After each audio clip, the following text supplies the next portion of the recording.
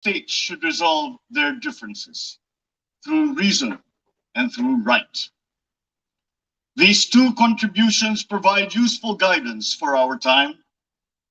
For amidst challenging global tides, an important ballast stabilizes our common vessel. That is our open, inclusive, and rules-based international order that is governed by international law and informed by the principles of equity and of justice. As I have underscored, the Philippines shall continue to be a friend to all and an enemy of none. This world order traces its roots to 77 years ago. Your first Asian predecessor, Mr. President, General Carlos P. Romulo, called on our leaders then to make this floor our last battlefield, to determine in this hall whether humanity is to survive or be wiped out in another Holocaust. Our peoples chose survival. They chose cooperation. They chose peace. And by doing so, they made history. Today, history once again calls to us to make these choices. We are confronted by tectonic shifts that will inform the ebb and flow of this coming century. Of these, I see four challenges to the continued survival of our global community. First is climate change. The time for talk about if and when has long since passed. It is here. It is now. Climate change is the greatest threat affecting our nations and our peoples. There is no other problem so global in nature that it requires a united effort, one led by the United Nations. The effects of climate change are uneven and reflect an historical injustice. Those who are least responsible suffer the most. The Philippines, for example, is a net carbon sink. We absorb more carbon dioxide than we emit. And yet, we are the fourth most vulnerable country to the effects of climate change. This injustice must be corrected, and those who need to do more must act now. We accept our share of responsibility and will continue to do our part to avert this collective disaster. We call on the industrialized countries to immediately fulfill their obligations under the United Nations Framework Convention on Climate Change and the Paris Agreement to cut their greenhouse gas emissions, provide climate financing and technology transfer for adaptation for the most vulnerable and developing countries, to lead by example. We look forward to concrete outcomes at the Conference of Parties in Egypt later this year. When future generations look back, let them not ask why we did not take this opportunity to turn the tide. Why did we continue in our profligate ways until it was too late? This threat knows no borders, no social class, nor any geopolitical consideration. How we address it will be the true test of our time. Second, the development of advanced technologies is rapidly transforming human life and experience.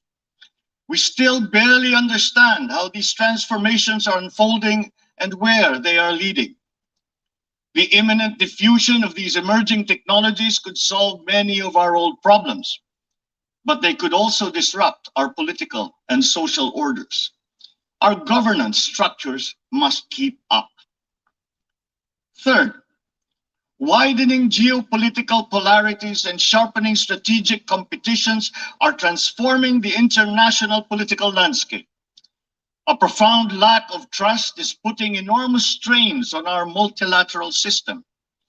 Our very charter is being violated around the world as we speak. In Asia, our hard-won peace and stability is under threat by increasing strategic and ideological tensions. These behoove us to uphold the ideals that led to the establishment of this Parliament of Nations, and to reject any attempt to deny or redefine our common understanding of these principles. Even as we grapple with these new long-term shifts, we remain beset by an unresolved problem. Inequalities and inequities within and among countries continue to persist, and they continue to demand urgent action.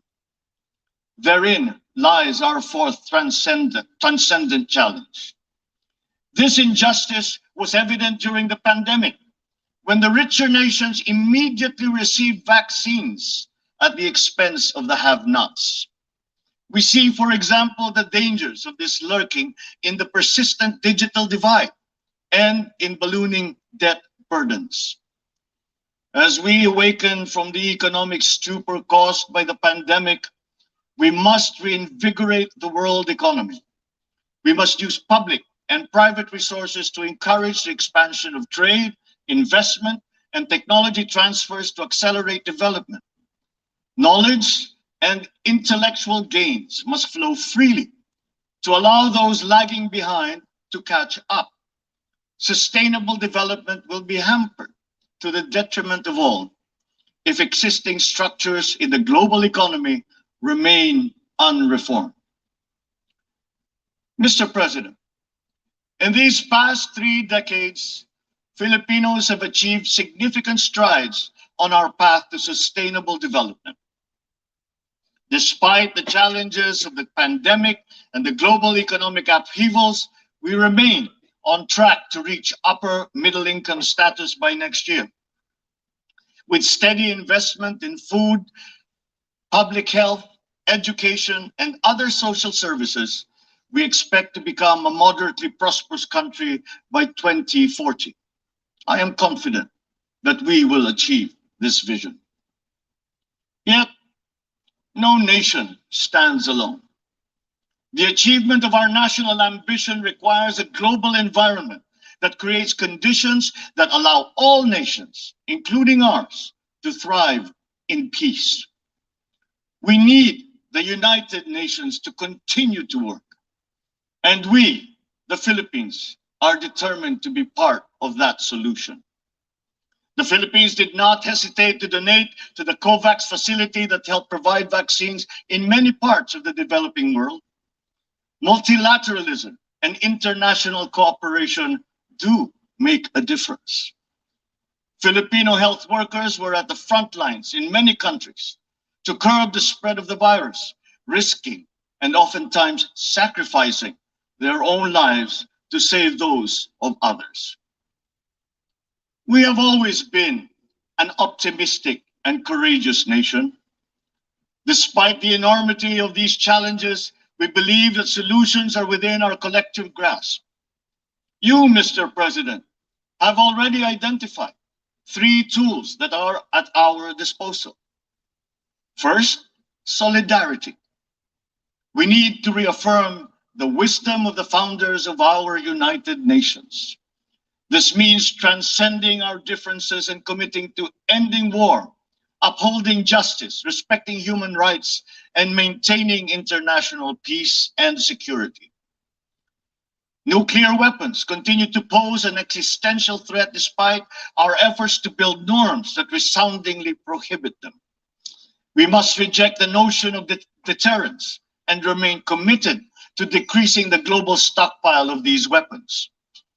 At the same time, we must also address the scourge of the proliferation of all weapons, be they small arms, light weapons, or improvised explosive devices. Our work must also focus on ensuring that the international system remains fair, not only for all states, but more importantly, for all peoples. This system must work for the most vulnerable, especially the marginalized, migrants, refugees. The world has witnessed the enduring contribution of migrants in the fight against this pandemic. We still dream of an end to the disturbing incidents of racism, of Asian hate, of all prejudice. The Philippines United Nations Joint Program on Human Rights is an example of a constructive approach that puts our people, not our politics, at the center of this work. It provides a model for revitalizing the structures that facilitates solidarity between the United Nations and the sovereign duty bearer. Our continued solidarity will also benefit from a reformed and more inclusive Security Council and an empowered General Assembly that can hold the Council to account. At the same time, the United Nations must forge ahead with its flagship tradition of global peacekeeping. My country's experience in building peace and forging new paths of cooperation can enrich the work of the Security Council, and to this end, I appeal for the valuable support of all UN member states for the Philippines' candidature to the Security Council for the term of 2027 to 2028. Our success in the Bangsamoro Autonomous Region of Muslim Mindanao in the south of the Philippines is a centerpiece of these efforts. The peace that we have forged after many decades of conflict among warring factions and clansmen demonstrates that unity is possible even in the most trying circumstances.